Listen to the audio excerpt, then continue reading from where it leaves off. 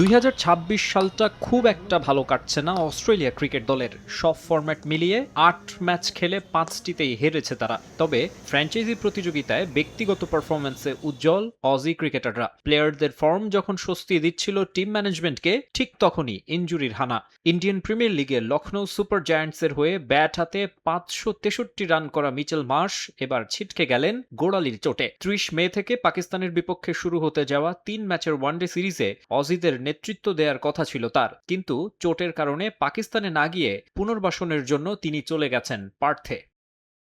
মার্শের বিদায়ে গুরুদায়িত্ব Josh ইংলিশের কাঁধে। এমনিতেই পাকিস্তান ও বাংলাদেশ সফরের স্কোয়াডে নেই নিয়মিত অধিনায়ক প্যাট কামিন্স। সহ অধিনায়ক Travis head IPL play of নিয়ে ব্যস্ত থাকায় অস্ট্রেলিয়ার ভারপ্রাপ্ত অধিনায়ক হিসেবে থাকবেন ইংলিশ। অবশ্য এর আগে 2024 সালে পাকিস্তানের বিপক্ষেই এক ওয়ানডেতে অস্ট্রেলিয়াকে নেতৃত্ব দেওয়ার অভিজ্ঞতা হয়েছে এই উইকেটরক্ষক ব্যাটারের। ক্রিকেট অস্ট্রেলিয়া থেকে জানানো হয়েছে মার্শের ফিট হতে কতদিন লাগবে তা এখনই নিশ্চিত করে বলা যাচ্ছে না, তাই ধরে নেওয়া যায় বাংলাদেশ সফরেও অনিশ্চিত তিনি।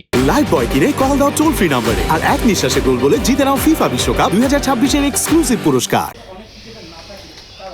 পাকিস্তান সিরিজ শেষে জুনের প্রথম সপ্তাহে বাংলাদেশে আসবে অজিরা। আগামী 9 থেকে 21 জুন খেলবে 3টি করে ওয়ানডে ও টি20। স্টার্ক, কামিন্স ও হ্যাজেলউডের মতো তারকা পেসারদের এই সফরে বিশ্রাম দেয়া হলেও মার্শের নেতৃত্বে বেশ শক্তিশালী স্কোয়াডই ঘোষণা করেছিল তারা। তবে এই অলরাউন্ডারের ইনজুরি এখন কপালে চিন্তার ভাঁজ ফেলেছে ক্রিকেট অস্ট্রেলিয়ার নির্বাচকদের। মার্শ যদি শেষ পর্যন্ত বাংলাদেশে আসতে না পারেন, তাহলে ঢাকা ও চট্টগ্রামে অজিদের নেতৃত্বে দেখা যেতে পারে জশ ইংলিশকে।